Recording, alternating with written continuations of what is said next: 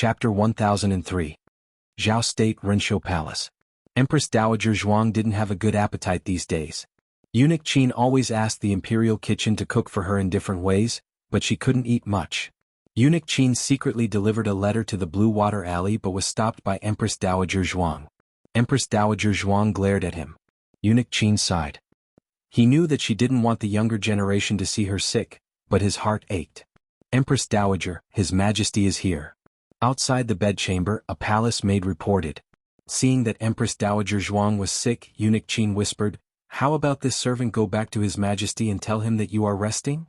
Empress Dowager Zhuang looked at the crescent moon hanging in the night sky. She pressed down the tiredness between her brows and said, "He must have come at this hour for proper business." Yes. Eunuch Qin went to invite the emperor in. The emperor stepped into the room and looked at Empress Dowager Zhuang, who was sitting on a chair with an official's hat. He asked worriedly, "Is mother feeling better?" This son was a little stupid, but his concern for the Empress Dowager was not fake. It was rare that Empress Dowager Zhuang did not roll her eyes. She said indifferently, "I have been fine for a long time. It is you who make a fuss every day. Speak, it is so late. Why are you looking for me?" The emperor sat down beside his mother and said helplessly, "To be honest, I do have something to discuss with you. The appointment of the crown prince?" Empress Dowager Zhuang asked, hitting the nail on the head. The crown prince had already been deposed for 2 years, and the calls for a new crown prince in the imperial court were getting louder and louder. If the crown prince was not appointed soon, there would be a struggle for the throne among the factions. The emperor silently agreed. Empress Dowager Zhuang looked at him and asked, "What are your plans?" The emperor said, "I believe that Rui Wang is qualified for a great responsibility." He paused for a moment before continuing, "However, little Qi has restrained himself a lot in the past 2 years. Empress Dowager Zhuang looked at the boundless night sky. Little Qi is 18, almost 19. At his age, Aheng has already become the top scholar. Yes. The emperor sighed. Your son is hesitating between Rui Wang and little Qi. I want to hear your opinion. Empress Dowager Zhuang said indifferently, "I don't have any objections. You are the emperor, whoever you establish is the Qin family's kingdom." Mother. The emperor didn't like her separating herself from him so clearly, as if she didn't belong to this family. Empress Dowager Zhuang snorted, "What? I've worked hard for the royal family of Zhao country all my life. Can't you give me a few days of peace?" The emperor frowned. "What is imperial mother talking about? You're going to live a long life." All right. I'm not used to hearing those things." Empress Dowager Zhuang waved her hand and opened the candied fruit jar on the table. Inside was the candied fruit that Jiao Jiao had made for her. She had been saving 3 pieces a day for 5 days. She took out a candied fruit, stared at it and said, "I only have one question for you. If Rui Wang succeeds the throne, will little Qi be convinced?" This. The emperor hesitated. Empress Dowager Zhuang continued, "If he is not convinced and rebels, will Rui Wang be able to handle it?" A trace of disappointment flashed across the emperor's face. "He definitely won't be able to handle it. Rui Wang had Duke Luo's mansion behind him, but Qin Chuyu had the entire Marquis Shuamping's mansion behind him. If the relationship between Princess Xinyang and Shao Ji eased, she would also help him. He also had his sworn brother, Xinyuan Shi, and the youngest son of the Minister of War, Su Kang Xiaoheng's connections didn't include the emperor's. Another very important point was that little Qi was the legitimate son of the emperor's wife. The answer was self-evident. It wasn't easy to not fight for this position.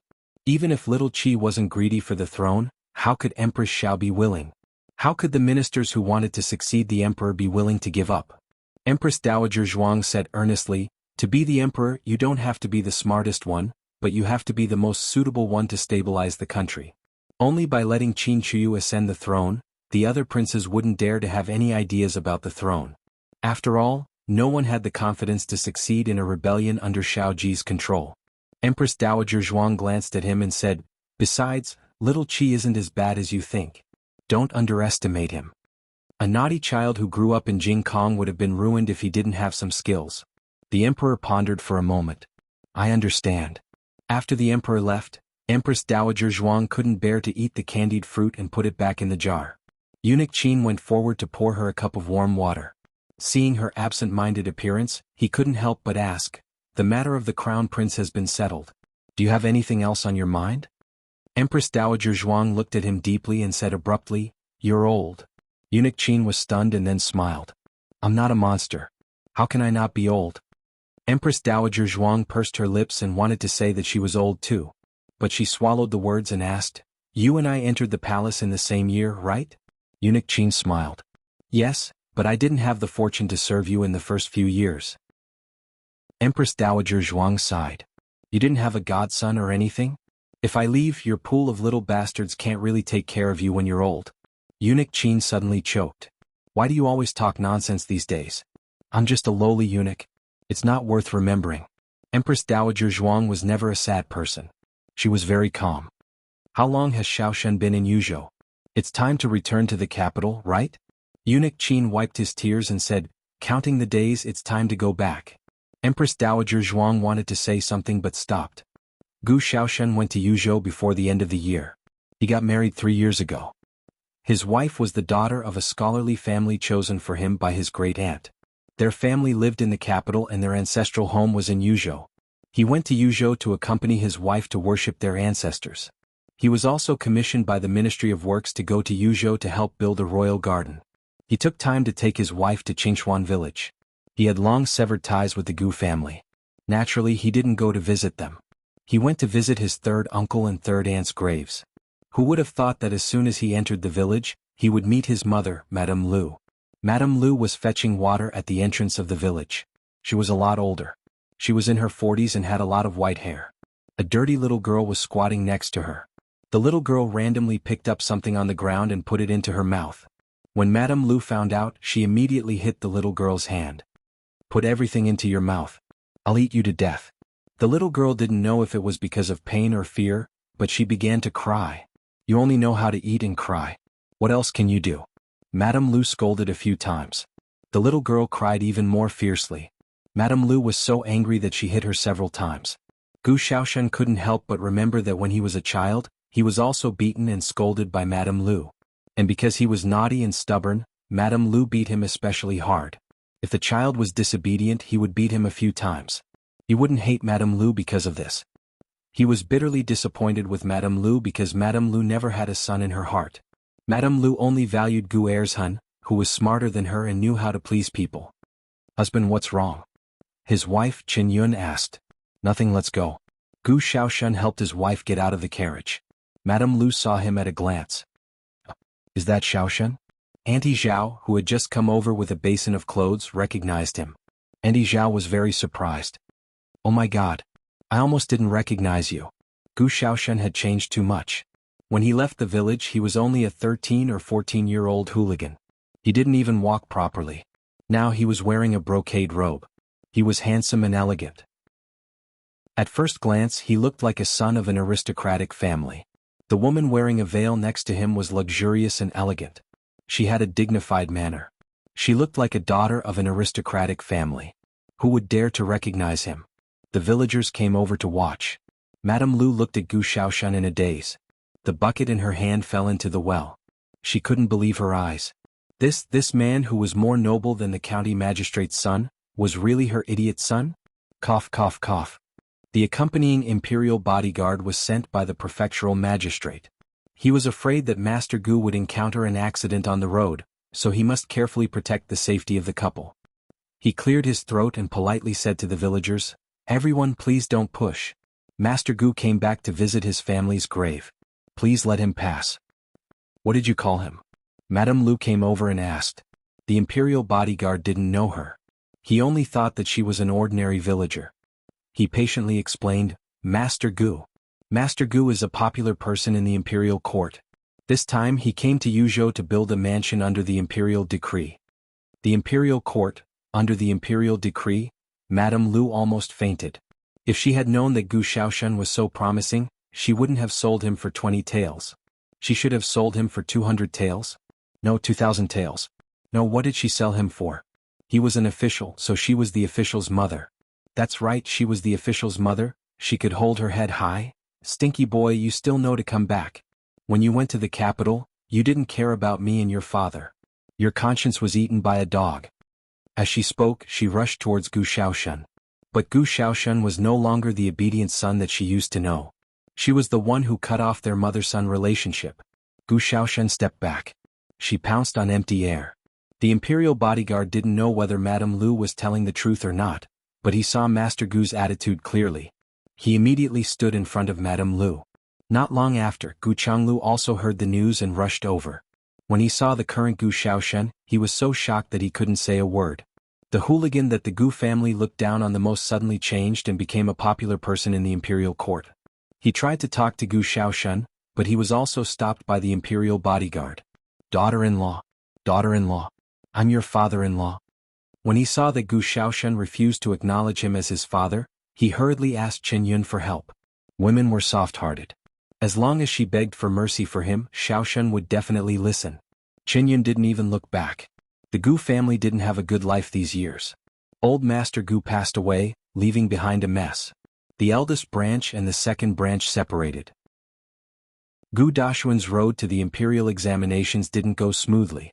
When the news that Xiao Lulang was the top scorer in the imperial examinations spread to the village, his mentality collapsed. After that, he did worse and worse in the examinations. In order to pay for his imperial examinations, his family owed a large debt. Later, although he found a rice merchant's daughter as his wife, his father-in-law saw that he always failed in the examinations and was unwilling to support him. He had no choice but to become an elementary school teacher in town. He was arrogant and had no patience for students. After being fired several times, no private school would hire him. Back then, the second branch dreamed of letting Gu Ershun take the imperial examinations. They sold Gu Xiaoshen for 20 taels and spent it all on Gu Ershun. In the end, it all went down the drain. Xiaoshen, we're your biological parents. You can't treat us like this. Is there any justice in this world? Aren't you afraid that we'll report you to the Yamen? A crime of being unfilial. Let's see if you can still be an official. Do you have any respect for the law? He's my son. My biological son. Gu Xiaoshen pretended that he didn't hear anything. The villagers all knew everything. The matter of the second branch selling off Xiaoshen, who in the surrounding villages did not know. How could a child who was sold out come back to take care of his parents in old age? How shameless. Gu Xiaoshen didn't stay in the village for long. He took his wife to sweep the graves of his third uncle and third aunt, burned incense and kowtowed for Gu Jiao, Xiaoheng and the people of Jingkong. In fact, Gu Jiao's room had always been filled with memorial tablets of the third branch of the Gu family. Every year they would worship them on their death anniversary, Qingming Festival and New Year's Day. If she was away on an expedition, Xiaoheng would also buy incense and paper money to worship them. Gu Xiaoshen returned to the capital in April. When they were close to the capital, Qin Yun suddenly fainted. Gu Xiaoshen hurriedly sent someone to the capital to deliver the news. Gu Changqing happened to be in Bishui Alley. I'll take you there. Gu Jiao, okay. The two went to the courier station outside the southern gate of the capital. Gu Jiao took Qin Yun's pulse. Then she smiled and said to Gu Xiaoshen, Xiao Yun is pregnant. It's too stuffy in the carriage. She'll be fine after resting for a while. Gu Xiaoshen was stunned. I'm going to be a father? They had been married for 3 years and this was their first child. The joy in his heart was indescribable. When Qin Yun woke up and found out that she was finally pregnant, she was so excited that she almost cried. She had been married for 3 years without a child. She was in despair. Although no one in the family urged her, she always hoped that she could bear a child for her husband. The group of people sat in the carriage. Gu Changqing rode alone on the side of the carriage. He silently guarded his sister in the carriage as well as his sister's family. This was an ordinary afternoon. Even the late spring weather was the same as before. This was destined to be an ordinary day. Suddenly the curtain of the carriage was lifted. Gu Changqing turned his head to look at his sister who had lifted the curtain. He asked, "Is something the matter?" Gu Jiao looked at him under the sunlight and smiled. "Brother." Gu Changqing's heart was struck. The afternoon sunlight shone directly into his heart. On the other side, this year's imperial examinations had also finished. When Zhuang Yuheng was exiled, he had been stripped of his scholarly achievements. However, the emperor did not say that he would not be allowed to take the imperial examinations again. He just never appeared in the examination room.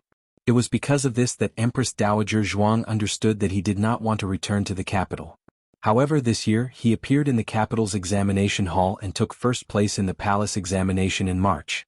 He became the first person in the history of the Zhao country to walk through the main gate of the imperial palace twice and parade through the streets on horseback. He went to Rinshou Palace and knelt on the ground. He kowtowed heavily to Empress Dowager Zhuang. He lowered his eyes and said in a tearful voice, "Great Aunt." Empress Dowager Zhuang looked at Zhuang Yuheng, who was over 30 years old and thin. She waved her hand for him to come forward. Zhuang Yuheng held back his sobs and walked forward on his knees. Empress Dowager Zhuang clenched her handkerchief and punched his shoulder. She punched again and again. Her eyes were red and her throat was swollen. "You just came back. You just came back." In May, Xiaoheng handled a vicious bribery case that involved more than half of the Hanlin Academy. Although there were no fish in the clear water, there was a limit to everything. More than half of the Hanlin Academy's officials were involved. This was an extremely terrifying matter. When the results of the investigation came out, Xiaoheng never expected that the mastermind behind the scenes would be the current Hanlin Academy scholar. In the prison cell, the scholar of the Hanlin Academy confessed to his crimes. He accepted bribes and manipulated the examination of the scholars. He enrolled the scholars with low scores into the Hanlin Academy and falsified their qualifications and political achievements so that they could enter the 6 ministries. In the interrogation room, Xiaoheng, who was wearing a purple official's robe, sat on a chair. He looked at the scholar of the Hanlin Academy opposite him with a complicated expression. "Why?" Ning Ziyuan smiled bitterly. "Lulang, not everyone is born in the clouds. I'm just an ant from a poor family. I don't know how much effort it takes to climb up step by step. I'm not afraid of suffering, but sometimes suffering is useless. I know you want to say that you also relied on yourself to get to where you are today. I admit this. No matter how the world misunderstands you, I always believe that you relied on your own talent. But Lulang, I don't have your talent. I had an ambition that didn't match my talent. I didn't keep my heart." Xiaoheng calmly walked out of the prison of the Ministry of Justice. Many years ago, in a certain room of the Hanlin Academy, Ning Ziyuan patted him on the shoulder and said with great ambition, "Don't look at me because I was born in a poor family. I have no background and no connections. Sometimes I dream that one day I can climb up. I don't need to climb too high. Becoming a 5th-rank Hanlin Academy scholar is my life's dream."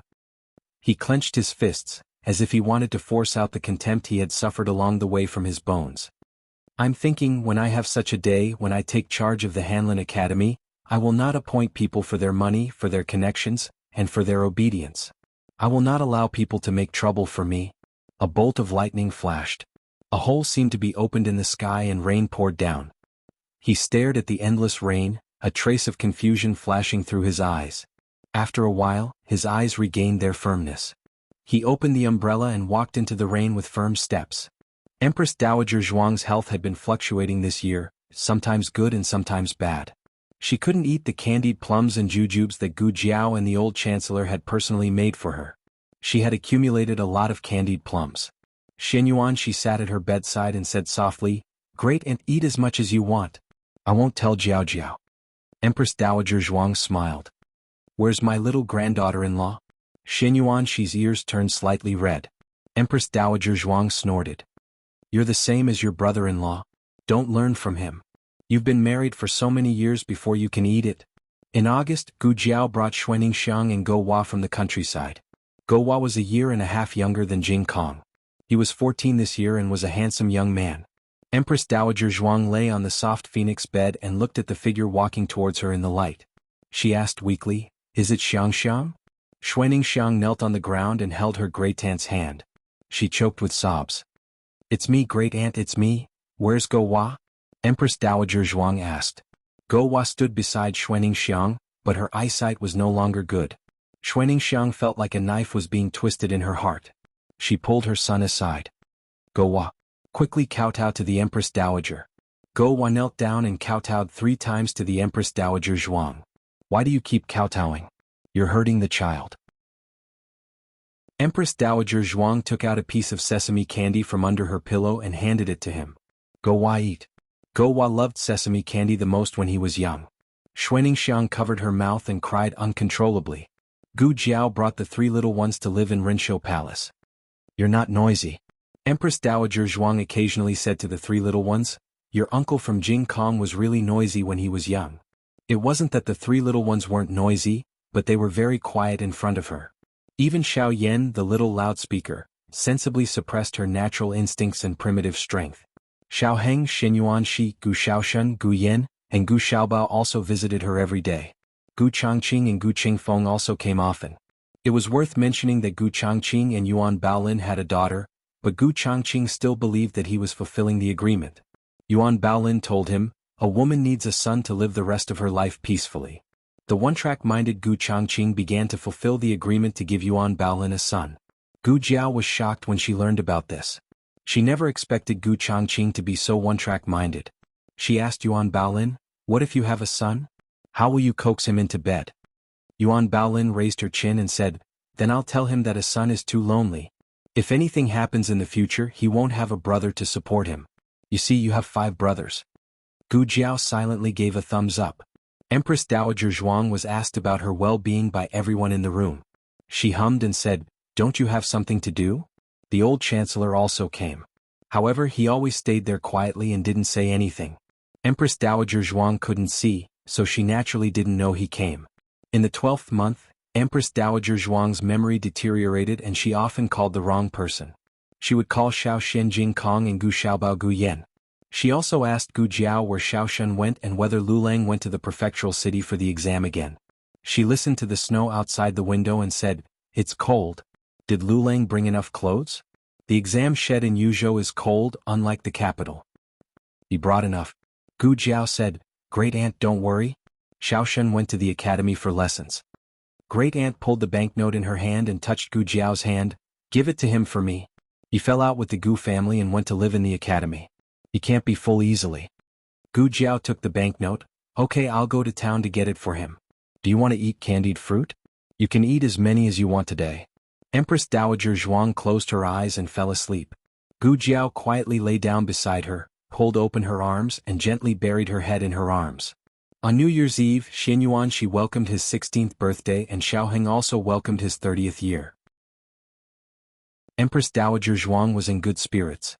When she got up, she ate 6 candied fruits in one breath, which made Eunuch Qin very happy.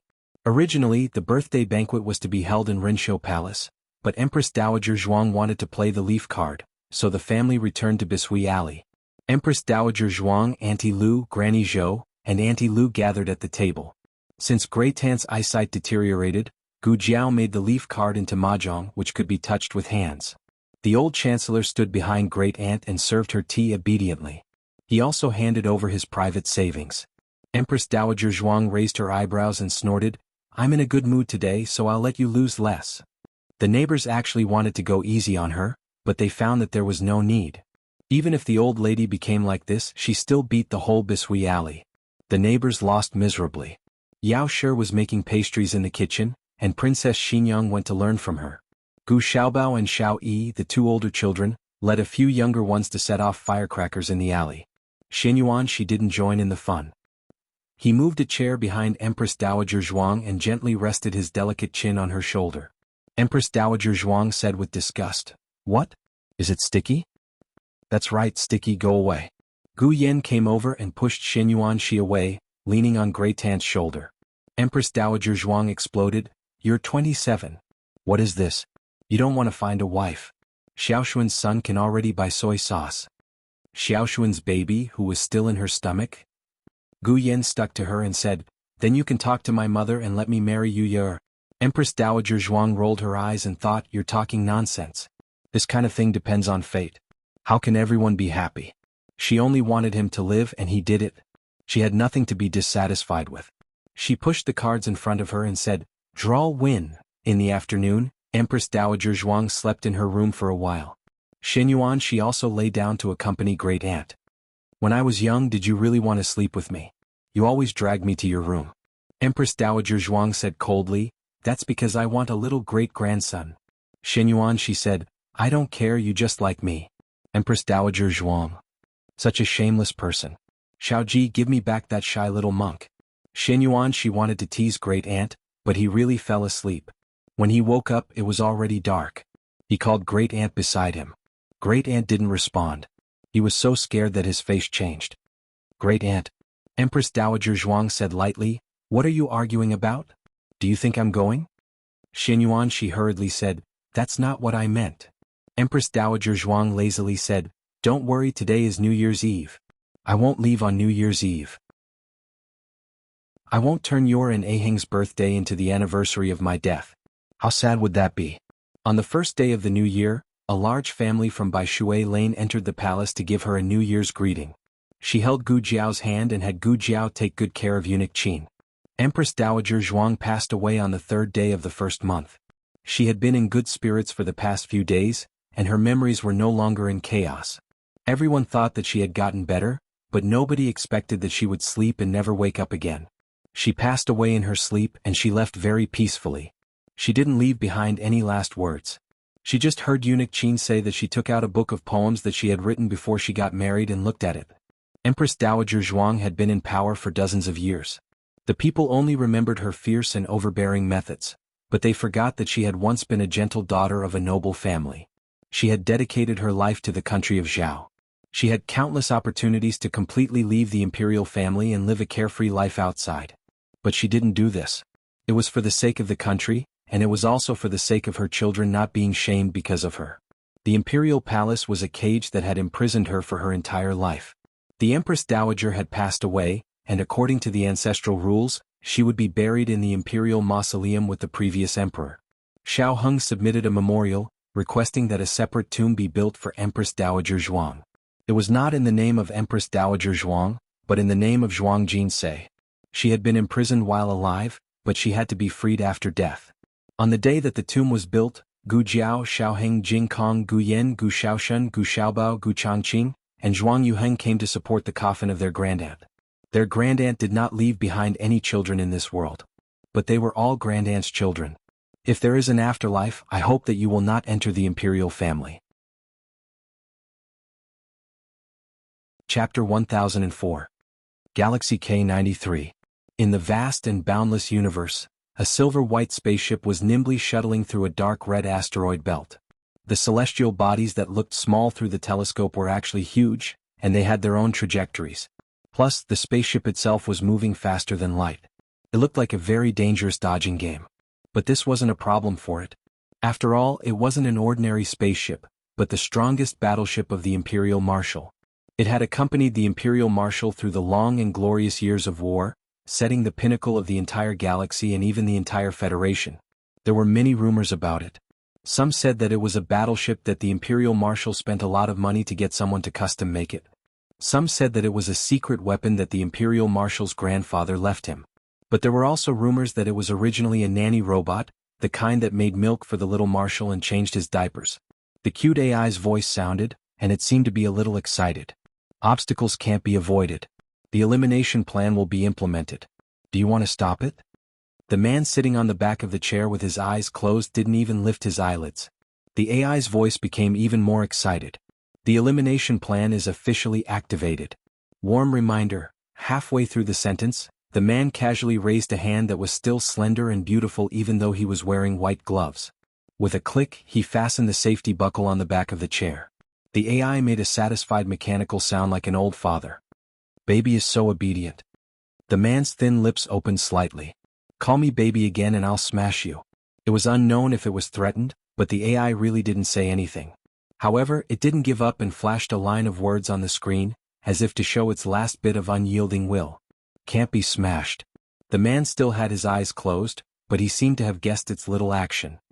He said calmly, cancel the autopilot. The AI admitted defeat in a second. Marshal is so awesome. Next, it began to focus on eliminating the unavoidable asteroids. Under normal circumstances, the Federation's battleships wouldn't randomly destroy celestial bodies in the universe. However, this mission was urgent and they couldn't care less about the Federation's laws. At the same time, on an orange planet, a total of 30 battleships were ready to set off. This was a newly risen group of space pirates in the star system. Most of them were fugitives who had escaped from prison. They had already successfully robbed 10 space supply stations of the Federation and 2 supply planets of the Empire. The Federation attached great importance to this matter and had once sent a legion to encircle and annihilate them. However, there were traitors among them who were very familiar with the Federation's battleships and fighting style. They did not fight head-on and fled after firing a shot. They were extremely cunning. The Federation had a huge headache over this. Recently, they had set their eyes on another supply planet controlled by the Will family and were planning to take action tonight. However, before they could set off, a dark spaceship suddenly appeared in the dark night sky above their heads. It slowed down after entering the planet's atmosphere and hovered steadily above the 30 battleships. The first to discover it was a gun-wielding sentinel. At first he thought that it was their accomplice, but later he found out that it wasn't because the bottom of the black battleship was impressively printed with a huge federal military emblem. It's a Federation battleship. It was as if he was facing a great enemy. Everyone was on their guard. Just like Shiyi, they found it inconceivable. What about their defense system? Did it fail? Why was there no interception or warning? Why did they let this battleship barge in as if it was unmanned? The galactic pirate leader gave the order to prepare for battle. How many battleships are there in total? The pilot at the side said in a daze, 1-1. What? The Federation only sent one battleship? The galactic pirate leader was dumbfounded. One had to know that the Federation had sent out the same number of battleships, but they were still unable to annihilate them. Could it be that the Federation was not here to fight with them, but to negotiate? At this point he smiled smugly. Then there's nothing to be afraid of. Destroy it? Negotiate? That was impossible. He gave the order, but there was no response from the other battleships. He frowned. What's going on? The pilot pointed at the battleship in the sky in horror. Look. The battleship in the sky started to light up in large patches. Its black outer shell was like a layer of scales that had been flipped over. Layers of dazzling silver light appeared. Along with this unforeseen event, its enormous body was revealed before everyone. The galactic pirate leader's body shook. This is the #1 battleship in the Federation's galaxy that accompanied the Empire's Marshal to conquer the entire Federation, World Terminator. Through the spacious viewing window of the battleship, a man in a black uniform looked down at everyone from above. This was the most handsome man in the entire Empire, but also the most brutal and cold-blooded man. He was tall, and his uniform fitted him perfectly. Even the buttons were buttoned up to the top of his collar. He was strict and ascetic. His skin was deathly pale under the cold light. He held a golden scepter with the star of the Empire in his hands. This was a symbol of his status and also a signal of death. The Empire's Marshal was not here to negotiate. He was here to annihilate the pirates, the kind that did not leave anyone alive. The galactic pirate leader, who was still feeling smug a second ago, was completely panicking at this moment. Didn't the Empire's Marshal go on an expedition to the K-34b galaxy? He would not be back for at least a few decades. Why did he? If the Empire's Marshal had not left, they would not have dared to rob the Federation's supply planet and space station even if they had 100 guts. What should we do? What should we do? The galactic pirate leader broke out in cold sweat. Not only him but the rest of the galactic pirates were also scared silly. This was the Empire's youngest general, the only marshal in the entire galaxy who had intimidated the entire Federation. He was born into a fallen aristocrat and had the lowest resources, but he still managed to carve out a bloody path for himself in the Federation. No one dared to go against him. Run. Run quickly. It was unknown who shouted this, but everyone seemed to have woken up from a dream. They all jumped onto the battleship and prepared to escape. The Empire's Marshal looked coldly at the galactic pirates who had killed countless civilians. It was as if he was looking at a group of ants who did not know where to go. The Terminator is requesting to execute orders. The AI's mechanical voice became cold and domineering. The Empire's young Master Marshal said word by word, "Extermination plan, execute." The AI's mechanical voice sounded again. "Extermination plan is about to begin. Civilians, please evacuate. Extermination plan is about to begin. Civilians, please evacuate. Extermination plan is about to begin. Civilians, please evacuate." Countdown begins. A row of blinking numbers appeared in the boundless starry sky. It was a 2-minute countdown. The galactic pirates were extremely fast. In just a minute they had already left in their respective battleships. At superluminal speed they could travel to several planets in a minute. Even though there were no longer any battleships on the ground, the countdown in the night sky continued. Until the last second, the Terminator began to chase after the fleeing battleships. 30 seconds later, the universe returned to peace. In the cockpit, the Terminator's AI resumed its cute mechanical voice. "Baby, it's time to eat. Tonight's dinner is very sumptuous." However, the Empire's Marshal did not manage to eat this dinner. On their way back, they encountered the collapse of a star. This huge star had collapsed for a long time and had been relatively stable. It was estimated that it would burn for at least 100,000 years. However, for some unknown reason, it had burned out prematurely. In the last few seconds, it suddenly collapsed to form a black hole. The Terminator was captured by the black hole's gravitational force. An alarm that had never been sounded before sounded in the cockpit. They could not return. Star System K-93. The Empire's Marshal calmly welcomed his death. He had gone on expeditions everywhere. There would be a day when he would die on the way. He stroked the control panel and said softly, "Terminator, your service ends here. You are the glory of the Empire." The AI was silent for a long time. Then it said solemnly, "Marshal, you too." The next second it said calmly, "Hibernation chamber activated." The interior of the cockpit changed rapidly. The original visual window disappeared and was replaced by a wall with a screen. A luxurious hibernation chamber that could supply people for hundreds of years rose from the ground. The Empire's Marshal frowned. "Terminator, what are you doing?" The AI sounded very calm. "Hibernation chamber separated. Medical cabin activated. Weapons cabin ready to attack. Welcome the black hole's gravitational force. Goodbye, Marshal." As soon as it finished speaking, a terrifying impact swept through the entire hibernation chamber. The Empire's Marshal's brain waves vibrated to the extreme. Then, a strong sense of dizziness hit him and he lost consciousness. On the screen, a few lines of words flashed. Habitable planet captured. Positioning. Virgo supercluster Milky Way Earth. Chapter 1005. The Marshal woke up in a warm ocean. The first thing he did when he opened his eyes was to call for the Terminator. Following the sound of air leaking, the hibernation pod above his head slowly opened. The gentle AI voice sounded. "The medical pod is at your service. You have slept for a total of 1,221 days. Welcome to your awakening. We will now conduct a full-body checkup for you." He lay motionless in the hibernation pod, allowing waves of red light to scan his body. The AI said, "Checkup complete. Your vital signs are normal. Overall evaluation, excellent. You are indeed the most powerful Marshal in the Empire. Awesome." This was the voice and program set by the Terminator. However, the Marshal knew that it did not have the consciousness of the Terminator. The consciousness of the Terminator would forever remain in the battleship that was engulfed by the black hole. The rumors were right. The Terminator was initially a nanny robot that accompanied him through his lonely and bullied growth period. After he modified his own battleship, he retained the intelligence of the nanny robot. This led to the creation of the Terminator.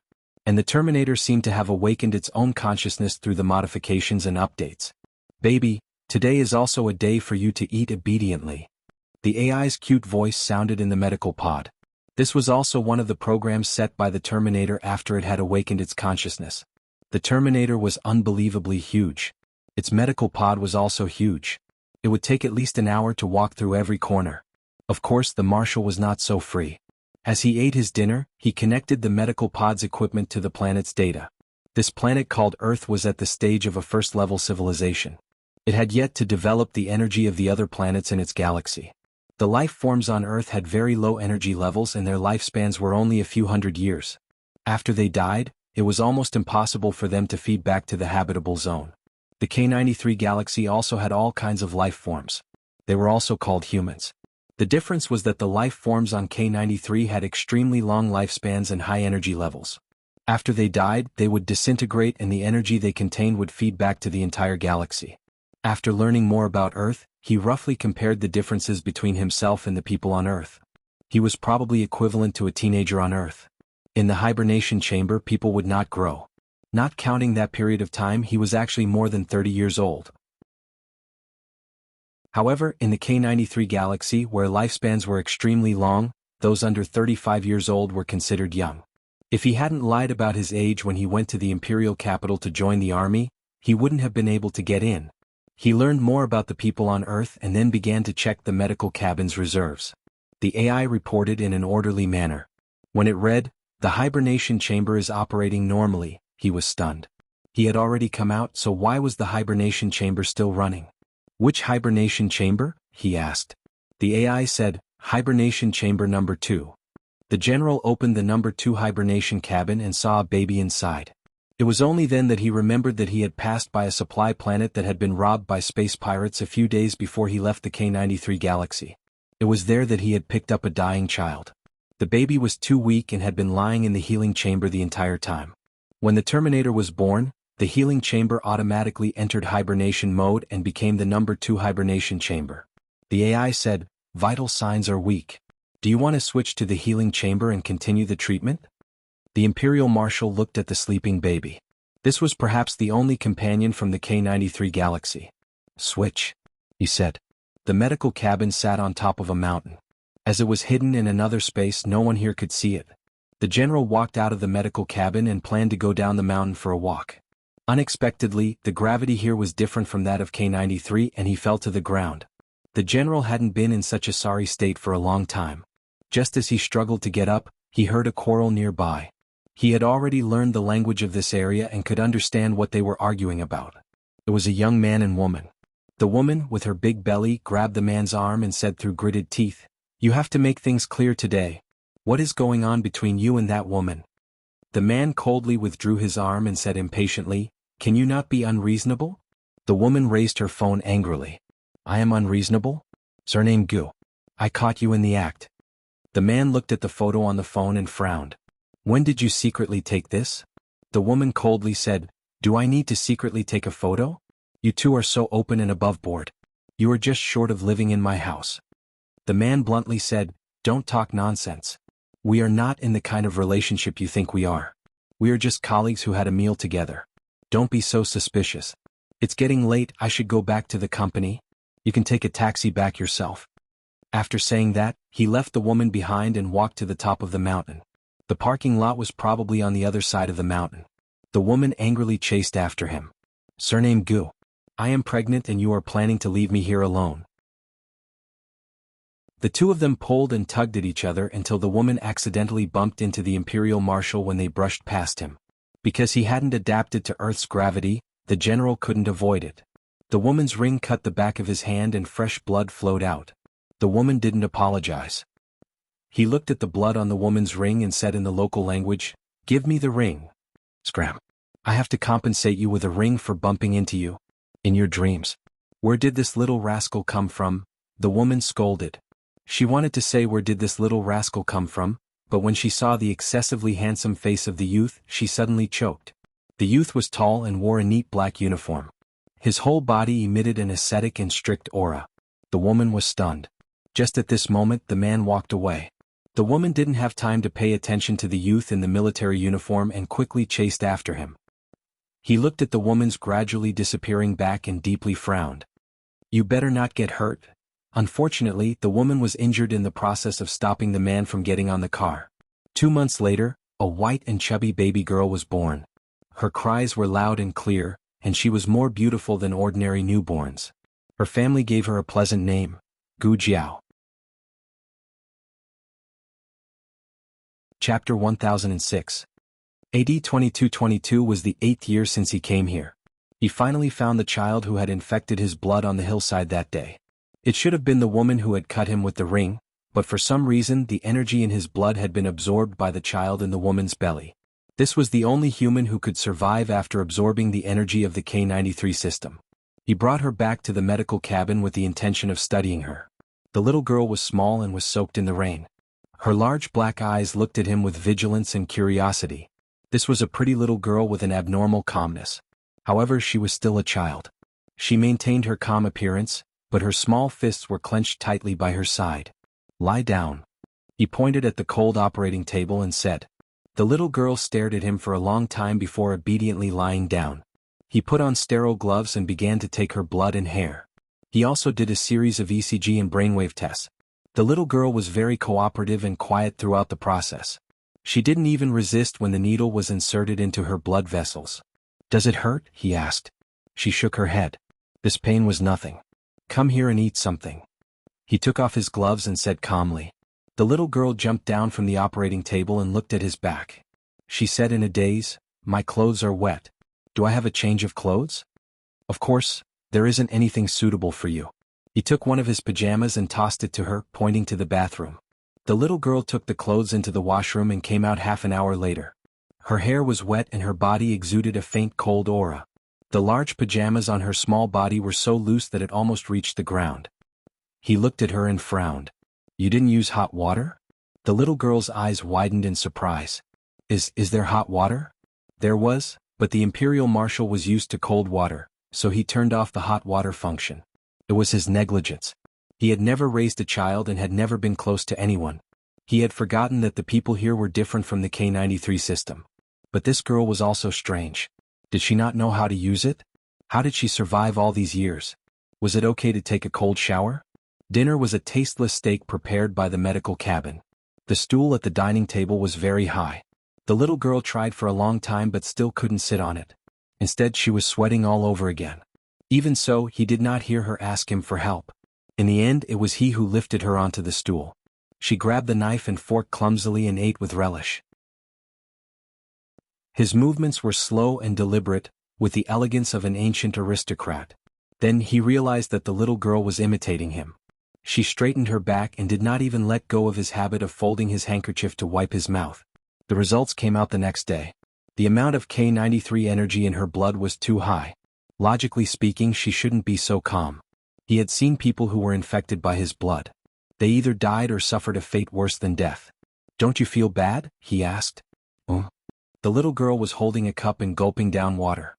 Hearing this, she raised her head and looked at him in confusion. "What do you mean?" He said, "Physical discomfort? It's very painful. Your heart is burning and your lungs are hot. It's like 10,000 ants are gnawing at your body." These were all the feelings he got from the few survivors. Everyone was different.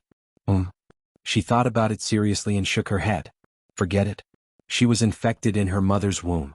She was born in this terrible torture. She had never experienced a day of normal life. For her, discomfort was normal. After another 3 days he went out. When he came back, there was a trace of his opponent's blood on him. She lost control. After waking up, she did not remember the damage she had done. She just could not find her cup. She probably understood something. When she saw him, the first thing she said was, "I'm not a little monster." A month later, he brought her back to the organization. In the past few years, in order to better adapt to life here, he joined an organization called Kuanping and became an assassin. "Do you remember what you wanted to call me?" he asked her. She nodded and said obediently, "Godfather." "Godfather, how old are you?" she asked him. He looked at the dark corridor like the mouth of an abyss and said indifferently, 16. Converted to the age of the earth, it was about this number. Gu Jiao showed amazing talent in the organization. When she was 13, she got her own code name, Shadow. This meant that she finally became an official member of the organization. She was no longer an 8-year-old girl who did not know anything. She already knew that she was different from ordinary people. There seemed to be some strange and violent factors in her body. When she encountered blood, she would lose control. There was no cure, only control. When she was 15 years old, she received her first mission, to retrieve stolen information. There were 8 people in total and they had a lot of guns. She was wearing a white knee-length dress. Her waist was slender and her long black hair was soft and shiny. She had a clean and young face. She had the purest spirit of a young girl. She stood on the side of the road with her hands behind her back. From time to time she would look at the passing cars. Her pitiful appearance was enough to arouse the desire of any man to protect her. As expected, a small truck with goods stopped beside her. The person in the truck was her mission target. She thought that she was acting alone. Little did she know that in a tall building in the distance, a man in a black trench coat was staring at her. The man's eyes were cold and his eyes were cold. He had one hand in the pocket of his trench coat and the other hand was holding a sniper rifle. Her acting was terrible. Her smile was not good at all. Soon she was exposed. In the end, she had to use violence to get through. She kicked the man who was lying on the ground with a bloody nose and a swollen face. She curled her lips and said in disdain, "Can't take a beating at all." She turned and left with the results of today. After walking about 30 to 40 meters, the unconscious man on the ground suddenly woke up. He pulled out the gun at his waist and aimed at Gu Jiao's back. However, before he could pull the trigger, the man upstairs picked up the silenced sniper rifle in his hand and shot him in the head without even opening the sniper scope. At that moment, a rumbling truck sped past Gu Jiao. The loud rumbling noise covered the sound of the bullet piercing through the air. Gu Jiao had no idea that she was in danger. When she arrived at the meeting place, her godfather's black pickup was already waiting for her on the side of the road. Godfather? She tilted her head and walked over in surprise. With her hands behind her back, she bent her slender waist and looked at him through the window. "Isn't Cheetah here to pick me up?" He put one hand on the steering wheel and said expressionlessly, He had a last-minute mission and left first. Gu Jiao said, "Oh." She opened the door and sat in the passenger seat. He said calmly, "Seat belt." Gu Jiao obediently fastened her seat belt. Then she showed him a small metal box that she had won this time. She said proudly, "All the data is inside. Am I awesome?" He nodded indifferently and started the car. The soft and warm wind blew in, and her smooth black hair was gently blown up. She turned around to look for food in the back seat. This action closed the distance between the two of them. Her hair, which exuded the fragrance of a young girl, brushed against his face. It was a little itchy. After returning to the organization, he said to Gu Jiao, "Come over in a bit. We need to take blood." Gu Jiao would come to the medical cabin every month to take blood. She was used to it and never asked why. The Marshal of the Empire should be called Godfather now. After taking Gu Jiao's blood, the Godfather went to the equipment for analysis. The results were the same as before. K93's energy substance had an extremely strong replication ability. The concentration in the blood showed no signs of decreasing at all. This was a very strange phenomenon. Since he came here, he had been in a state of constant consumption because he couldn't supply K93 with energy.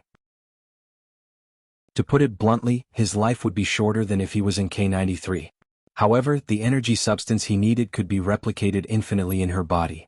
He still couldn't explain why, but what he was sure of was that he could use her energy to replenish his life. The stronger she was, the faster the energy substance in her body replicated, and the more beneficial it would be for him to extend his life. "Godfather, the food is ready. Today's sweet and sour fish is your favorite." She suddenly appeared at the entrance of the examination room. Her cute young girl head poked in. Her eyes blinked as if they could speak. She wasn't like this to outsiders. Only in front of him would she let down all of her defenses. He calmly turned off the equipment. She was just an experimental subject, an energy supply to extend his life. He wouldn't develop any feelings for her. While eating, her phone lit up. He sat across from her and casually glanced at it. She picked it up and looked at it. She suddenly said to him, "I don't have any missions this weekend. Can I go out and play? Someone asked me out." His hand that was picking up rice paused. "Man or woman?" Gu Jiao said honestly, "Senior." "No." He said calmly. Gu Jiao lowered her head and continued eating. He looked at her coldly. "Are you disappointed? Senior said he would take me surfing. I'm looking forward to it." She was born different from normal people. She had almost no friends. This was the first person who said he would take her out to play. "It's not far," she said. "It's in Coastal City. It's less than a 2-hour drive." He put down his chopsticks and slowly wiped the corners of his mouth with the napkin on the plate. "Go if you want." The listless little quail raised her head and looked at him energetically. "Godfather, do you want to go?" He said calmly, "No. Childish." Gu Jiao happily went to pack her things. The next morning, she went to the agreed place to meet with her senior. Her godfather went to the organization. As soon as he entered the door, he ran into his assistant in a hurry. Because he was too anxious, he didn't see him. If it was in the past, he wouldn't meddle in other people's business. Today he was probably free. For the first time he asked, "What happened?" The assistant was startled. "King? It's like this. There's a mission in Coastal City. It was supposed to be assigned to Cheetah, but I can't contact him. This kid probably went somewhere to pick up girls last night. I'm going to contact Black Eagle." "Coastal City?" he asked. "Yes," the assistant said. He said calmly, "No need to contact Black Eagle. I'll go." As soon as he said that, the assistant was shocked again. But it's just an E-grade mission. How long has it been since you took on a mission below S level?" Chapter 1007. The senior who was dating Gu Jiao was called Shi Yi. He was 17 years old this year and was only 2 years older than Gu Jiao. He was the school beau and the top student of number 1 middle school. He came from a wealthy family and was good at basketball. Many girls were chasing after him. However, he was attracted to Gu Jiao, who was always alone. Others said that Gu Jiao was very strange. She always gave people a cold and unapproachable feeling. Being glanced at by her would make one's hair stand on end for a few days. However, in his opinion, this kind of girl was special enough. "There's a bonfire party tonight. I booked a room. Don't worry. It's 2 rooms." Shi Yi scratched his head shyly. "Of course, if you don't want to stay here, I can send you back earlier." "It's okay. I want to watch the bonfire party." Gu Jiao looked at him and smiled. This is the first time someone has invited me out to play. Yi was mesmerized by her smile. She was usually cold and aloof, but when she smiled, it was even more beautiful than the spring scenery in March. Yi hurriedly said, If you like, I can take you out to play every day. Gu Jiao reached out her hand to him. Yi was stunned. Were they going to hold hands? He was so excited that his throat moved. His palms were sweaty and he wiped them on his clothes. Just as he was about to take her hand, he heard her say, "Room card." Yi was so embarrassed that he quickly pulled his hand back. He took out a room card and handed it to her. "It's a room with a sea view. The one with the best view." Actually, it wasn't. The presidential suite with the best view had already been booked. However, the 2 rooms that he booked were also very good. Gu Jiao took the room card and went to room 709. When she opened her backpack and was about to change into her carefully prepared swimsuit, she was instantly dumbfounded. She held up a ball of colorful and ugly fabric. "Where's my bikini? How did it become a one-piece swimsuit? And such a long skirt? Who touched her bag? How infuriating. Such a conservative and old style, it was obvious that it was the Godfather's style. When he wore his own clothes, even the top button on his collar would be fastened. What? I'm not even allowed to wear a bikini," Gu Jiao muttered. Suddenly an idea flashed through her mind. She called the front desk and said, "I want a set of bikinis." The receptionist's gentle voice came from the phone. "I'm sorry, madam. Our hotel is out of bikinis." Gu Jiao looked at the deserted beach and said, "I don't see many customers. Why are they sold out?" The receptionist looked at the young man in a black trench coat and sunglasses in embarrassment. She covered the microphone and said in a low voice, It's sold out. And it was all bought by this handsome guy alone. Who would have thought that he was such a pervert?" The receptionist hung up the phone and laughed dryly. She handed over the room card and said, "The clothes will be sent to your room later." The Godfather took the room card and left without looking back. The assistant's voice came from the Bluetooth earpiece. "There's a change of plans. He'll arrive at night. Do you want me to book a room for you?" The Godfather said indifferently, "No, it's already booked." On the other end of the phone, the assistant looked at his phone in disbelief. For a moment he suspected that he had dialed the wrong number. The Godfather hated spending the night outside the most. He actually booked a room for himself? Did he know in advance that there was a change of plans? He opened his mouth and said, "That?" The Godfather hung up the phone. In the end, Gu Jiao could only put on the ugly and old-fashioned one-piece swimsuit with a look of disgust. When Yi, who was drinking on the beach, saw her in this outfit, he almost choked to death. Was she really not stealing his grandma's swimsuit? He almost thought that his grandma had caught him on a date just by looking at the swimsuit. However, Gu Jiao had a good foundation. She was a 15-year-old girl with a slim body. The areas that should be developed were very well, and the areas that should not be developed were not fat at all. Her waist was so thin that it could be held with one hand, and her legs were long and straight. Her snow-white skin was like jade, and there was a tattoo of a fallen angel on her right ankle, which made her legs look even more white. Of course, students couldn't get tattoos. This one was pasted on. Yi's eyes almost popped out of their sockets. In the presidential suite that faced the beach, the Godfather was wearing sunglasses and standing on the sunny balcony. He had one hand in his pocket and the other holding a glass of red wine. He was staring at a certain reckless girl with a dangerous look in his eyes. Gu Jiao was wearing the most old-fashioned clothes, but it couldn't hide her white skin and beauty. Not only was Yi infatuated with her, but many people also came to talk to her. Gu Jiao didn't have time to pay attention to them. She wanted to surf. It was her first time surfing and Yi taught her step by step. The young man and woman were full of youthfulness and the sour smell of love. "Eyesore?" the Godfather said as he drank the red wine. The assistant's confused voice came from the Bluetooth earpiece. "What eyesore?" The Godfather stared at the little girl who was laughing so hard that she was swaying back and forth. "Nothing." Gu Jiao was a fast learner and surfing was no exception. After an hour she was better than Yi. Yi was exhausted. He hugged his surfboard to the beach and panted as he looked at Gu Jiao, who was enjoying herself. She was as excited as a little sparrow, as if she had endless energy. So nice, so cute. Yi sat on the beach with his hands on the sand behind him. He looked at his girl with a smile and felt very satisfied. Gu Jiao played until it was dark. She was hungry, so she put away the surfboard. The two went back to the hotel to change their clothes. Yi booked a barbecue stall. There were already many guests there, and the aroma of barbecue and cumin filled the small square. Shi let Gu Jiao sit while he ran around to get the ingredients and set up the stove. The young master of the Shi family was born with a silver spoon in his mouth. It was the first time he was so attentive to a girl.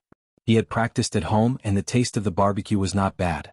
Gu Jiao said, "Honey, honey, I like sweet things." But the godfather didn't let her eat too much, saying that it would spoil her teeth. Okay. Shi brushed a layer of crystal clear honey on the barbecue with his face full of soot. "Is it good?" Shi asked her. Gu Jiao ate the barbecue. Her mouth was very busy and she nodded like a little hamster. Shi smiled happily. On the other side, the godfather was ready to take action. Tonight's mission was to intercept a batch of goods. The reason why it was only rated as Class E was because the other party's background was not big, and their armed forces were not strong.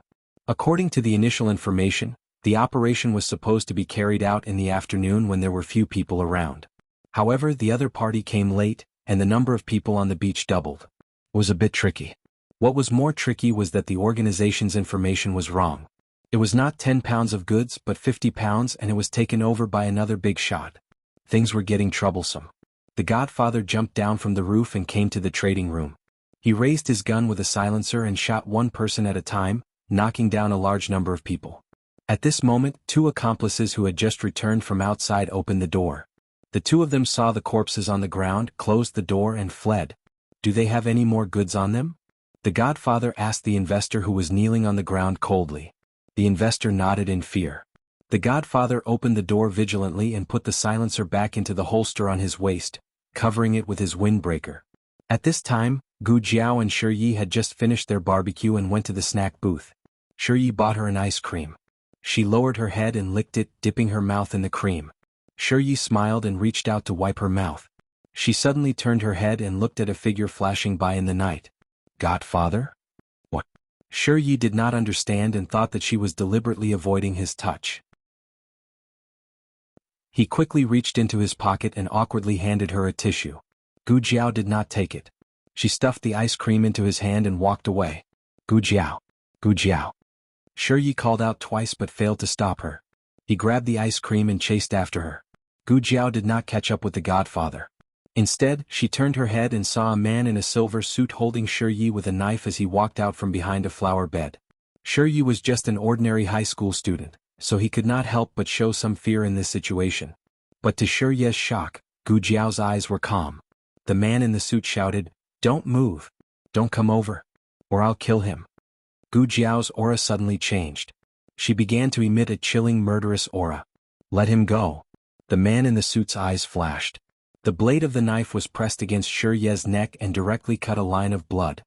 He whispered, "Don't make a sound or I'll kill you." But Shi did not listen to him. Shi suppressed the fear in his heart and trembled as he shouted, "Watch your back." No one saw how Gu Jiao did it. She turned around and pierced the throat of the sneak attacker with the spike in her hand. Blood splattered all over her face.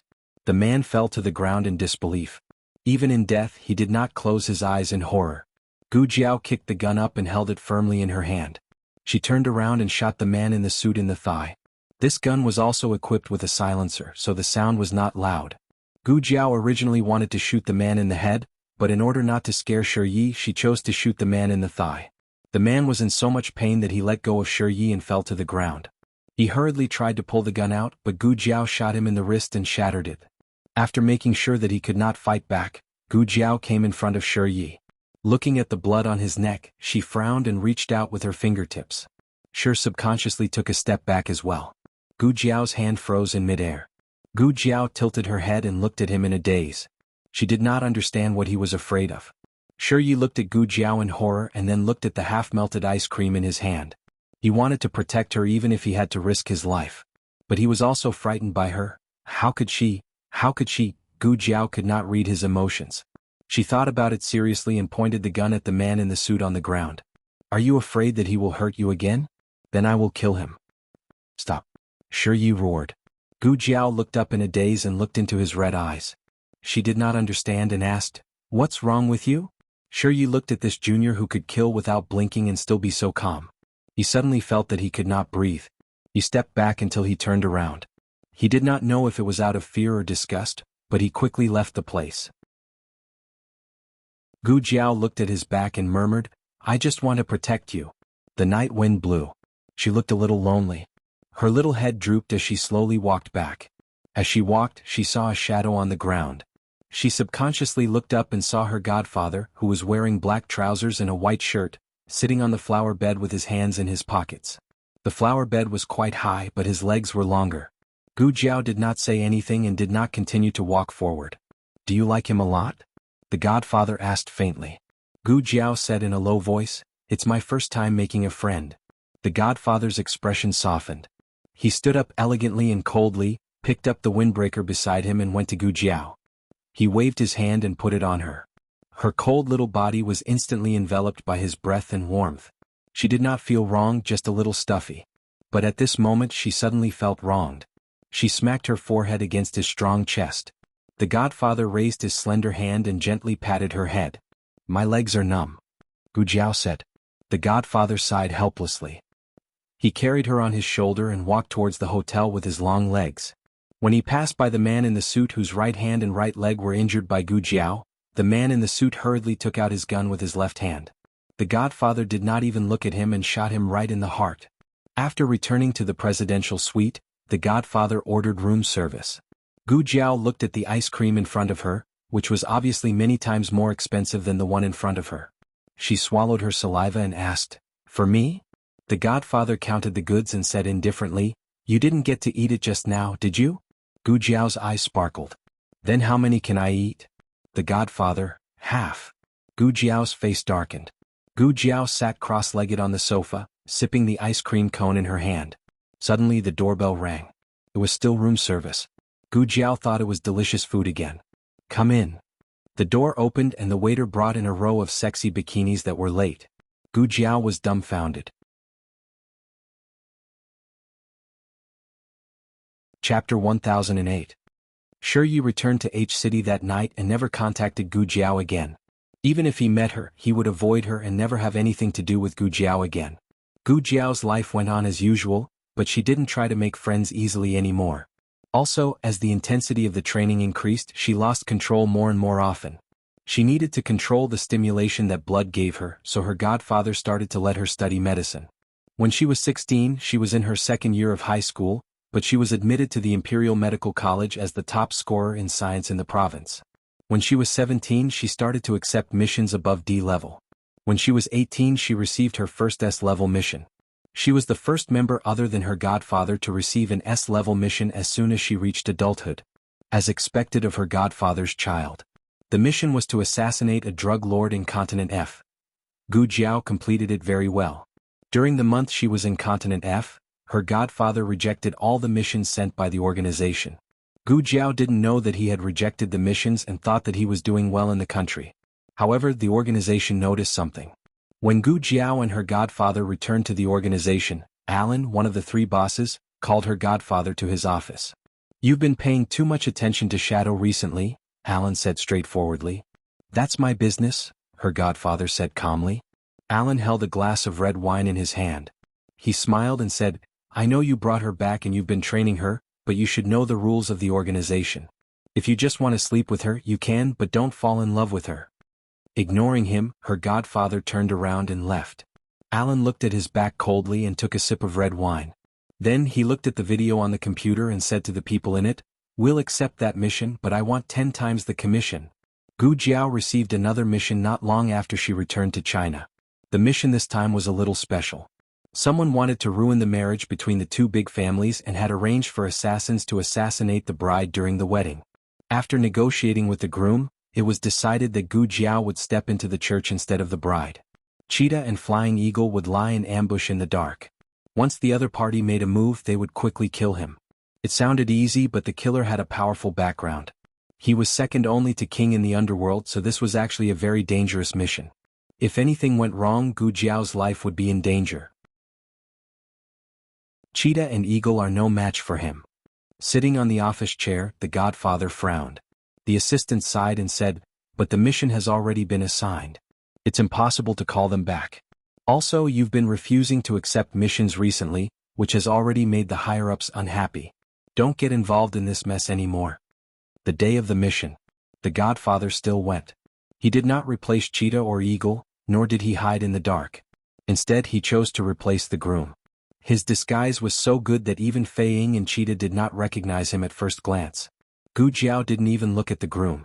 The godfather asked, "Sir, do you take the lady next to you as your wife? No matter whether she is rich or poor, healthy or sick in the future, will you always be with her?" He said, "Yes, I do." Hearing the familiar voice, Gu Jiao's heart skipped a beat. She looked up in surprise. The godfather said again, "Madam, do you take the groom as your wife? No matter whether he is rich or poor, healthy or sick in the future, will you always be with him?" She looked at the man in front of her in a daze. "Godfather?" The godfather raised his slender hand and gently stroked her cheek. He looked at her deeply and asked, "Do you?" Gu Jiao was so shocked that she could not speak. At that moment, the killer who had disguised himself among the guests shot at Gu Jiao. Everything happened in a flash. Gu Jiao did not have time to react. The godfather stood in front of her and was shot twice in the chest. He also shot at the killer.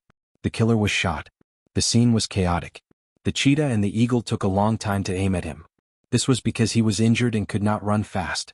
If the godfather had not appeared, Gu Jiao would have died today and the killer would have escaped. "Godfather." Gu Jiao supported him. The blood on his chest dyed her white wedding dress red. He forced himself to say, "Take me back to the medical cabin." The medical cabin existed in another space. The entrance was in a villa under his name. Gu Jiao sped all the way and ran countless red lights. She finally took him back to the medical cabin before he fainted. He took out the bullet and lay in the medical cabin. Every time he was injured, the energy in his body would dissipate. He was so weak that he fell asleep soon. When he opened his eyes again, he found that Gu Jiao was also lying in the medical cabin, lying motionlessly beside him. The medical cabin sensed his awakening and lit up with a soft light. With the light, he could see the situation in the medical cabin. Gu Jiao's blood was continuously flowing into his body. She didn't know how long it had been since she lost, but her rosy cheeks had become deathly pale. Even her lips had lost their usual color. "What are you doing?" he asked with a hoarse voice and a frown. Gu Jiao's eyelids moved slightly. She did not open her eyes. She was still lying on her side like a well-behaved kitten. "Don't you want my blood?" she said softly. These words came out of nowhere. At first he thought she was talking nonsense because she was too weak. But the godfather still understood. She knew everything. He brought her back, carefully cultivated her, and made her strong at all costs. It was all so that one day he could use her blood to prolong his life. "I'm willing." She leaned her forehead against his firm shoulder and said softly, "I'm willing to give my life to you." Gu Jiao fell ill. Her constitution was different from ordinary people. This was the first time she had been so sick in her life. She had a high fever of 41 degrees. Holding her was like holding a hot stove. The godfather cooked some vegetable, meatball, and ginger soup for her, which was rare. Gu Jiao drank a mouthful and instantly sobered up.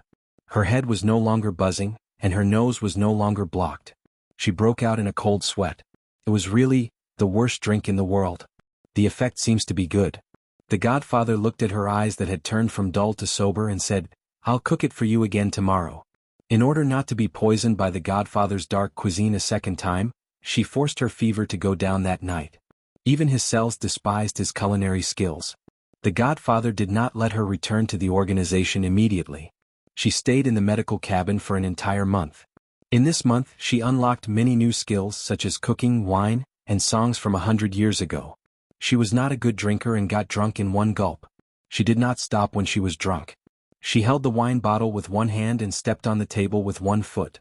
"Little Mia." "Music." The cute AI's voice sounded. "Music will be played for you." The godfather sat on the sofa expressionlessly and looked at someone who was drunk. The godfather had accidentally discovered a year ago that the Terminator's consciousness had not completely dissipated. However, after experiencing the impact of the black hole and the trip to space, its consciousness was in a very weak state and sometimes it did not work. Anyway, it worked when she called it. It even acquiesced to the nickname she gave it. So how did she know that her blood was very useful to him? The case was solved. It was really hard to guard against a thief in your own home. She was very engrossed in singing. She came to his side with a wave of her hand and looked straight at him. In the next second she changed her tune. In the brothel she sang about meeting an old friend in a foreign land. Every step she took was filled with longing. Below the stage, She won't recognize the old acquaintance on the stage, he said about the wedding night. Everyone congratulated the beauty and the talent, didn't hear a sigh of love in the play. Usually her acting skills were terrible, but her singing was quite good. Glancing back with a smile, it was probably nothing more than that. He lowered his eyes and drank the champagne in his glass. He had a good tolerance for alcohol, but at this moment he seemed to be a little drunk. Gu Jiao looked at him with misty eyes. If you go to ancient times, you will definitely be the top scholar. Yes, the top scholar in martial arts. Then I will be your wife. She laughed like a little fool. The Godfather, ha, you are so drunk that you don't even know what you are talking about. After another hour, Gu Jiao finally stopped. He thought that she was tired and stood up to clean up the place. Unexpectedly, she leaned in front of him with her hands behind her back. She raised her flushed face and looked at him without blinking. I will tell you a secret. I like you. She spoke very softly, and there was a hint of drunkenness in her tone. The Godfather was slightly stunned but said in a normal tone, "You are drunk." The AI sounded. Warm reminder, the medical system has detected that your heart rate is too fast. Do you need emergency treatment? The Godfather glared at the camera on the wall. Gu Jiao looked at him stubbornly. The Godfather's expression didn't change at all. It was still as cold as snow. Don't forget the rules of the organization. Gu Jiao said, I like you secretly. I don't want them to find out. The Godfather said coldly, it is useless even if you like me. I will never be with you. Since you already knew, you should know that I have always been using you. I took the bullet for you because I needed you to live, to prolong my own life one day. In the living room of the medical cabin, a song suddenly sounded. I do not mean what I say. Did I make you sad? I am only using tough words to disguise my weakness. I did not mean to leave you out. The Godfather's face darkened. Gu Jiao looked at him stubbornly. I don't believe you. He walked past her coldly and said in a cold tone, it is useless if you don't believe me. I will never like you. The song in the medical cabin changed. Oh yeah Yang, I love you in my heart. I don't know what you are thinking. Oh I love you in my heart. The Godfather clenched his teeth and clenched his fists. The destroyer of worlds. He walked out of the living room without looking back, leaving Gu Jiao alone on the spot. The Terminator continued to court death. The song changed seamlessly. For all the pain of love, for all the pain of hate, I can no longer differentiate between love and hate. Is this it? Blood and tears fall together, my heart is broken, my trembling hands cannot stop, unforgivable. The Godfather couldn't take it anymore. He switched off the smart mode in a second. The Terminator, the Godfather went to the bathroom to take a cold shower. The heat in his body didn't dissipate for a long time. The people of the K93 galaxy had extremely long lifespans. Their genes didn't have a strong desire to reproduce. As a result, they didn't fall in love so easily. Moreover, the stronger a person was, the less likely it was to fall in love. So, had he become weaker, or had he been on this planet for too long and gradually been assimilated by them? He stood under the shower, and the cold water poured mercilessly on his toned body. He was 195 meters tall. Years of training had given him a body that could make one's blood boil. Chest muscles, 8-pack abs, Apollo's belt. Everything was just right. They contained vigorous strength, but they weren't exaggerated. Even the lines on his arms were tight and well-defined. After a full hour, he finally managed to suppress the heat of his passion. The medical cabin had a water circulation system, so he didn't have to worry about wasting water. However, it took too long. Was he so unsatisfied? What was even more tragic was that he had finally calmed down. As soon as he opened the hibernation chamber, he found that Gu Jiao had actually fallen asleep inside. This girl was so drunk that she couldn't recognize her own hibernation chamber? Terminator. He spoke, but the AI didn't respond. Only then did he remember that he had switched off the smart mode. He stared fixedly at the little girl who was drunk to the point of unconsciousness and lay down beside her without batting an eyelid. The hibernation chamber was quite spacious for one person to sleep in, so the two of them had to be close together. She lay on her side, her soft body pressed against his unbearable body. He felt the strangeness in his body and helplessly closed his eyes. That 1-hour cold shower was for nothing. Her fragrance was pervasive. It was like a drug that confused the mind. The more he resisted, the more it went into his bones. His exquisite Adam's apple moved. He took a deep breath and closed his eyes. You slept in the wrong place. Don't blame me for being rude. He propped himself up and caressed her soft face. He lowered his head and kissed her domineeringly. Chapter 1009. Her lips were unbelievably soft. He originally wanted to just have a taste, but who knew that it would get out of hand. Gu Jiao was awakened by his kiss and groaned in a daze. Inadvertent teasing was the most fatal. He almost threw away his armor when she was whispering. He restrained himself and let go of her. His chest was heaving up and down and his breathing was short. If it wasn't for the dim light in the hibernation chamber and Gu Jiao being so drunk, he would probably be able to see her slightly red face. Gu Jiao looked at the handsome face close to her with blurred eyes. She raised her slender fingers and pinched his hot cheeks. She said drunkenly, why am I still dreaming about this? She pinched and pinched again. He allowed her little hands to mess around on his face. His heart slowly calmed down. She was drunk. He really shouldn't take advantage of her at this time. He planned to lie back down, but who knew that Gu Jiao would grab his collar and look at him fiercely. He didn't know what she was doing, so he could only let her grab him. She was so drunk that she should be asleep, but her eyes were wide open. She looked at him very seriously as if she was trying to discern whether he was real or fake. No, it's not a dream, she said in surprise. You secretly kissed me? He said without changing his expression. This is my hibernation chamber. You came in by yourself. Gu Jiao blinked. The effect of the alcohol was still there. Her head was buzzing, so she didn't feel that there was anything wrong with this logic. Wait, it still wasn't right. She said seriously, there's more than one hibernation chamber. He said, I recognize the bed. The inexperienced Gu Jiao was successfully led astray by him. So, it seems like I'm wrong. Then, could it be that I took the initiative just now? He forced himself to look at her calmly. You said you liked me before lying in my hibernation chamber. What do you think? Gu Jiao looked down. She changed her grip on his collar from 2 hands to 4 small fingers. She only pinched a little. She felt very guilty. After a while, she closed her eyes. I'm asleep. Godfather. The Godfather looked at her face that was pretending to be asleep. His eyes scanned her facial features and finally landed on her swollen lips that he had kissed. In the end, he couldn't hold on her and kissed her again. Gu Jiao looked at him with her watery eyes. I didn't take the initiative this time. He lowered his head and gently kissed the corner of her lips. In a hoarse voice he said, It's me? Are you sober? Gu Jiao, she nodded. He placed his hands on her sides and stared at her deeply. Suddenly he opened the hibernation chamber and carried her out. Gu Jiao, she curled her lips and said, You've already kissed me. Why are you still putting me back? He didn't stop when he passed by her hibernation chamber. Gu Jiao, she was stunned. He carried her out of the medical cabin and walked all the way to the 2nd floor of the villa. He came to her room and imprisoned her on the soft bed. Her unique fragrance lingered at the tip of his nose. He could feel his blood surging, and even his heart, which had always been calm and indifferent, was beating twice as fast. Gu Jiao, she wasn't any better than him. She stared at him blankly. His cold eyes were tinged with desire. A drop of sweat slid down his forehead, and his exquisite Adam's apple moved. Gu Jiao, she felt drunk again. The moonlight that night was very beautiful. But she felt that he was better than the moonlight. In a daze, she heard him say, When you graduate, I'll take you away from the organization. She remembered that she had said yes, they would leave together. Unfortunately, that day didn't come. In a dark secret room, Gu Jiao, she was lying on the cold operating table. She had been injected with drugs and neurotoxins.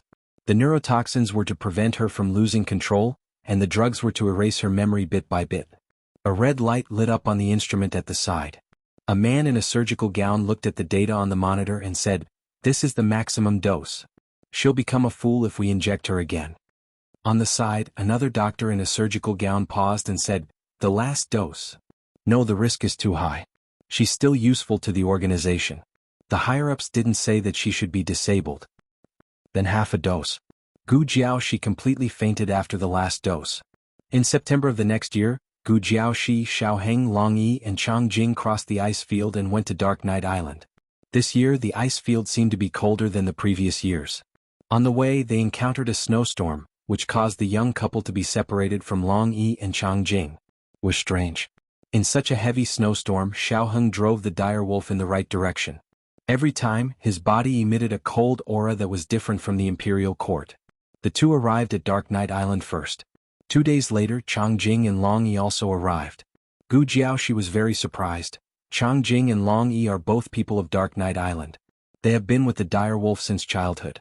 You're actually faster than them. Being praised by his wife, Xiaoheng was very proud in his heart. But soon he couldn't be proud, because Gu Jiaoshi went to see that man again.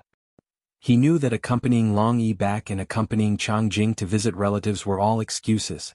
She came to sweep that man's grave. Yes, that man died miserably. In order to plant the living purple grass, he didn't hesitate to be buried in Dark Night Island and used his flesh and blood as nourishment. But she always thought about him in her heart. He was also very jealous. He sat on the stone bench in the courtyard and inserted his hands into the warm hands. His face was dark and his legs were shaking non-stop. Chang Jing came over with a plate of washed fruits and asked him, "Do you want to eat?" No. He expressionlessly refused. He wasn't in the mood to eat. From his angle he could clearly see the direction of the cemetery. Gu Jiaoshi braved the biting cold wind and cleaned the snow on the grave. She was very serious and didn't care that her hands were cold and red. Xiaoheng gritted his teeth. After shaking his left leg he shook his right leg. His small eyes were cold. Chang Jing gorged herself on the fruits. Xiaoheng glanced at him. "Don't you know how to help? You only know how to eat. Don't you see how cold her hands are? If you help her she won't have to pay tribute to that man. You really don't know how to share the burden of your future brother-in-law. I don't want you to be my brother-in-law. You're out." Chang Jing ate by herself, but she didn't forget to leave half for Feng Wuxia. She had promised Feng Wuxia that she would bring back some fruits, fish and prawns from Dark Night Island on the way back to Zhao country. Long.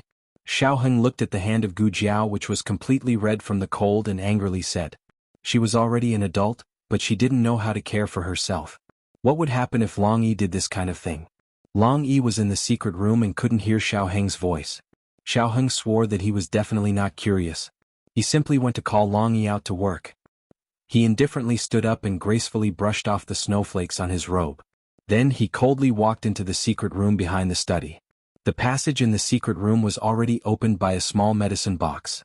This was the first time Xiaoheng had come here. The corridor was pitch black and there was an unlocked door at the end. White blazing light illuminated the area, adding a bit of mystery. A strange feeling welled up in the bottom of Xiaoheng's heart. He was sure that this was his first time here, but for some reason he didn't feel unfamiliar. He pushed open the unlocked door. Long Yi was sitting cross-legged on the colorful floor. He was holding a photo album in his hand. In the photo album there were only 3 people. His godfather, her previous life and infant Long Mengmeng. When he was a child he was very weak. He was unable to leave the healing chamber and was also unable to grow. It was his father who gave him a lot of his blood. Only then did he wake up in the healing chamber. Xiaoheng arrived behind Long Yi.